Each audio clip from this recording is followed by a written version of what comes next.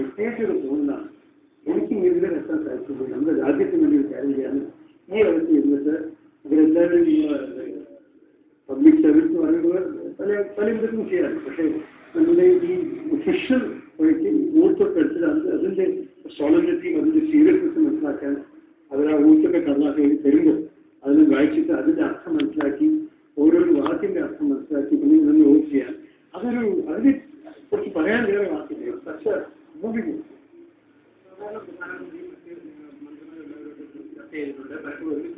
അതെ വ്യത്യസ്തമായ പ്ലാറ്റ്ഫോം ഇതുമായിട്ട് പൂർണ്ണമായും അഡാപ്റ്റ് ചെയ്തു. പൂർണ്ണമായിട്ട് അഡാപ്റ്റുന്നതാണ് ഇത് അഡാപ്റ്റവും നിൽക്കുന്നു. ഇതെല്ലാം എത്ര വേദന പറ്റുന്നു നമുക്കറിയുമല്ലോ. മാർച്ച് നടുവിലാണ് എന്നെ സ്ഥാനാർത്ഥിയാക്കി നിർത്തിയത്. ഇപ്പോൾ മെയ് നടുവിലാക്കി 2 മാസത്തിൽ പല രീതിയാണ് നടന്നു കഴിഞ്ഞു. സ്ഥാനാർത്ഥിയാകാനും നമ്മുടെ നാട്ടിൽ പോയി വോട്ടേഴ്സിൻ്റെ കൈ വെച്ചിട്ട് അതിനെ കണ്ട് നേരിട്ട് നോക്കി അവരെ സഹായം കഴിക്കാനും അവരുടെ വോട്ട് കഴിക്കാനും അതിലെനിക്ക് വിജയം ആ വിജയം തന്നെ ഒരു വിഷയത്തെ പോലെ ഒരു ഭൂരിപക്ഷം കിട്ടിയിട്ടാണ് ജയിച്ച് വന്നിരിക്കുന്നത്. പിന്നെ അത് കഴിഞ്ഞിട്ട് ഇപ്പോൾ ഇതും എല്ലാം കൂടി ഡൈജസ്റ്റ് ചെയ്യാൻ മനസ്സിന് കുറച്ച് നേരം എടുക്കുന്നത് ഡൈജസ്റ്റ് ചെയ്യാൻ. പക്ഷേ എന്തായാലും ഞാൻ ഇതിൽ കയറിയത് നമ്മുടെ നാളെ നന്മയ്ക്ക് വേണ്ടിയിട്ടും നമ്മൾ ദേശത്ത് രാജ്യത്തിന് വേണ്ടി വന്ന കാര്യങ്ങൾ ചെയ്യാനാണ് ഞാൻ രാഷ്ട്രീയത്തിൽ ചേർന്നത്. അപ്പോൾ ഈ അവസരം ഞാൻ എല്ലാവർക്കും പൂർണ്ണ പൂർണ്ണ എനർജിയോടും ഉത്സാഹത്തോടും കൂടിയോടും ഞാൻ നമ്മുടെ ഈ കാര്യങ്ങൾ ഞാൻ ചെയ്യുന്നത്. വലിയ റെസ്പോൺസിബിലിറ്റി ആയിരുന്നു. ഇപ്പോൾ പുതിയ റെസ്പോൺസിബിലിറ്റി ഏതാണ് കൂടുതൽ കടുപ്പമേറിയതായിട്ട് ഇപ്പോൾ? അല്ല എല്ലാം ഒരു പുതിയ റെസ്പോൺസിബിലിറ്റി അവരുടെ എല്ലാം ഇമ്പോർട്ടൻറ്റ് ചെയ്തു. മറ്റൊരു ഞാൻ ഒരു കാര്യം പറഞ്ഞു, ഞാൻ അന്നത്തേക്ക് സ്ഥാനം വെക്കുമ്പോഴേക്കും ഞാൻ 10-20 വർഷം UN പ്രവർത്തിച്ച് കഴിഞ്ഞില്ല. അപ്പോൾ എനിക്ക് നല്ലപോലെ അറിയുന്ന ഒരു മേഖലയാണ് നമ്മുടെ ഇന്ത്യൻ രാഷ്ട്രം എന്ന് പറഞ്ഞാൽ ഒരു പുതിയ കാര്യങ്ങൾ എനിക്കും അറിയിക്കും നല്ലപോലെ പഠിക്കാനുണ്ട്, നല്ലപോലെ അറിയാനുണ്ട്. അപ്പോൾ ഈ ആദ്യത്തെ പ്രാവശ്യം മന്ത്രാലയം ചേരുമ്പോൾ നമ്മുടെ എക്സ്പീരിയൻസും സീനിയർ മന്ത്രിമാരുടെ അവരെ കൂടുതൽ പഠിച്ചിട്ട് അവരുടെ എക്സ്പീരിയൻസ് അനുഭവവും അവരുടെ അറിവും എല്ലാം ഞാൻ പഠിച്ചിട്ടാണ് ഞാൻ പ്രവർത്തിക്കാൻ പോകുന്നത്. പറയുകയാണെങ്കിൽ എല്ലാ ചോദ്യത്തിൻ്റെ ഉത്തരം എനിക്കറിയില്ല, എല്ലാ ചോദ്യങ്ങളോടും എനിക്കറിയില്ല. പക്ഷേ ഞാൻ അകത്ത് കയറിയിട്ട് ഒരു സിൻസിയറിറ്റിയോടും നമ്മുടെ വീട്ടിൽ പറയുന്നത് കോൺഷ്യൻഷ്യസ്ലി ജോലിയെടുക്കും പണിയെടുക്കും. അതാണ് എൻ്റെ ഇന്റൻഷൻ.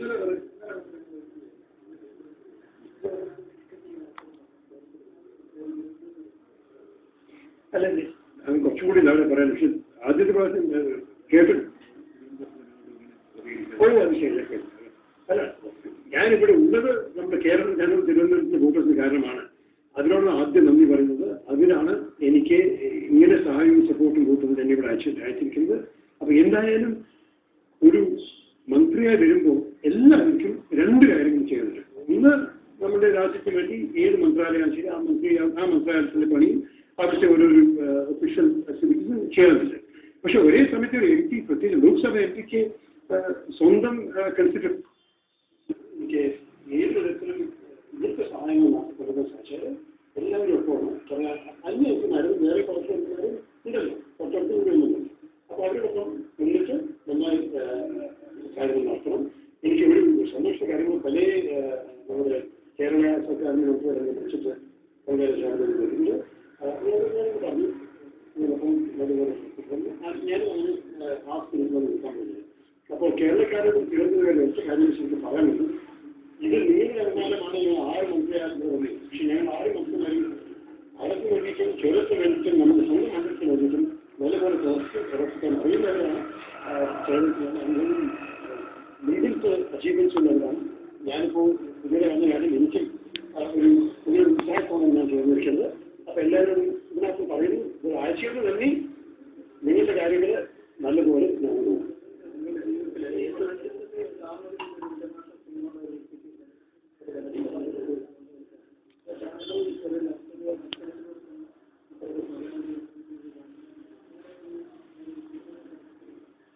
അത് ഞാൻ വിചാരിച്ചു എന്നെപ്പോലൊരു വ്യക്തി ഇങ്ങനെ രാഷ്ട്രീയത്തിൽ വരുമ്പോൾ അതിൽ ഏത് മലയാളത്തിൽ പറയുമ്പോൾ ഈ രാഷ്ട്രീയത്തിൽ വരാൻ അത് വെറുതെ ഇങ്ങനെ കിട്ടുന്നൊരു കാര്യമായ പോരാണെന്ന് എൻ്റെ വിചാരം. ഞാൻ എന്തായാലും ഇപ്പോൾ ചേർന്ന ശേഷം ഈ അവസരം തന്നു. അപ്പോൾ അതുകൊണ്ട് ഈ അവസരം തന്നിട്ടില്ലെങ്കിൽ പിന്നെ പക്ഷെ ശ്രമിച്ചാൽ കിട്ടിയ കാരണം എനിക്ക് ഇതാവശ്യമുണ്ടായിരുന്നു. എന്നാലും ചിലരൊക്കെ പറയുമല്ലോ ഇദ്ദേഹം മേൽക്കമ്മീഷൻ കൊണ്ടിരിക്കുന്ന ആളാണ്, ഇദ്ദേഹം മലയാളം സംസാരിക്കില്ല, ഇദ്ദേഹം നമ്മളിപ്പോൾ സംസാരിക്കുന്ന അറിയില്ല, ഭാവിയിൽ അറിയില്ല, ഇതൊക്കെ കേട്ടിട്ട് മതിയായി. അപ്പോൾ ഇങ്ങനെ ലോക്സഭ സ്ഥാനാർത്ഥിയെ മുന്നില്ല. ഇവർ ഞാൻ ചെയ്യില്ല എന്ന് പറയാൻ പറഞ്ഞ കാര്യങ്ങളെല്ലാം ചെയ്തിട്ടാണ് ഞാൻ വിജയിച്ച് വന്നിട്ടുള്ളത്. അതിൻ്റെ ഒരു ലെജിറ്റിമസിയും ഒരു ക്രെഡിബിലിറ്റിയും അതാണ് എൻ്റെ സന്തോഷം. അതുകൊണ്ടാണ് ഞാൻ കൂടുതൽ പറയുന്നത്. പക്ഷേ ഇപ്പോൾ ജയിച്ചു വന്നു, ഒരു പുതിയൊരു റെസ്പോൺസിബിലിറ്റി കിട്ടി. ആ റെസ്പോൺസിബിലിറ്റി ശരിക്കും ഒരു ഹംബിൾ റെസ്പോൺസിബിലിറ്റി. നമ്മളൊക്കെ ഈ സ്ഥാനം എന്ന് പറയുന്നത് ഇപ്പോൾ പോളിറ്റിക്സ് ഞാൻ എന്തിനാണ് രാഷ്ട്രീയ ചേർന്നത് ഒരു നല്ല കാര്യങ്ങൾ ചെയ്യാനും എന്നാലും പബ്ലിക് സർവീസാണ്. ഞാൻ ലോകം മുഴുവൻ ലോകത്തിന് വേണ്ടിയിട്ടാണ് ഞാൻ പ്രവർത്തിച്ച് ലോകം നന്നാക്കാനും പാട്ടുകൾക്കും അഭ്യാസങ്ങൾക്കും ഈ പഞ്ചായത്ത് ഇതെല്ലാം പണിയെടുക്കുന്നത്. അപ്പോൾ എന്ത് പരിചയങ്ങൾ വരുന്നതെങ്കിലും വ്യക്തിബന്ധങ്ങളൊക്കെ നമ്മുടെ നാട്ടിന് വേണ്ടിയിട്ടും നമ്മുടെ രാജ്യത്തിന് വേണ്ടിയിട്ടും കൊണ്ടുവരാൻ സാധിച്ചത്. അതാണ് എൻ്റെ സാധിച്ചത്. അതിനെ കൊണ്ടുവന്നിട്ട് എങ്ങനെ ഇവയ്ക്ക് വേണ്ടി ഉപയോഗിക്കും, നമ്മുടെ നാട്ടുകാർക്ക് വേണ്ടിയിട്ടും നമ്മുടെ ഇന്ത്യക്ക് വേണ്ടിയിട്ടും. അതാണ് ഞാൻ എൻ്റെ മനസ്സിലുണ്ടായിരുന്ന ആവശ്യം. അപ്പോൾ ഞാൻ ഇപ്പോൾ പഠനമെങ്കിൽ നിങ്ങളുടെ നിശ്ചയിക്കുമ്പോൾ മീഡിയയിൽ ഞാൻ ശരിക്കും ചെയ്യാൻ സാധിച്ചിട്ടുണ്ട്. പക്ഷെ ഇപ്പോഴത്തെ നിശ്ചയിക്കേണ്ട കുറച്ച് ടൈം കഴിഞ്ഞ് പ്രവർത്തിക്കണം. അതൊന്നും ചോദിക്കരുത്. ഞാനിപ്പോൾ ഒരു പാർട്ടിയുടെ സ്ഥാനാർത്ഥിയായിട്ട് എനിക്ക് നിൽക്കുന്നത് പാർട്ടി ചെയർമാനും പ്രധാനമന്ത്രിയും അല്ലെങ്കിൽ സീനിയർ മന്ത്രിയുമായ എല്ലാ കാര്യത്തിലും എല്ലാ റിപ്പോർട്ടും ഞാൻ സത്യം പറയുന്നത് ഇപ്പോൾ ഒരു പുരോഗമനമായിട്ട് ഞാൻ തന്നെ എങ്ങനെ കാണുന്നു. എനിക്ക് ബന്ധങ്ങളൊക്കെ വേറൊരു സിറ്റുവേഷനിലായിരുന്നു. ഇപ്പോൾ ഞാൻ എങ്ങനെ കാണുന്നത് ഒരു പുതിയ ഒരു ഫസ്റ്റ് ടൈം എംപിയും ഫസ്റ്റ് ടൈം മന്ത്രിയുമായിട്ടാണ്. അപ്പോൾ ആ മോഡസ്റ്റി കൊണ്ടാണ് ഞാൻ അറിയുന്നത്.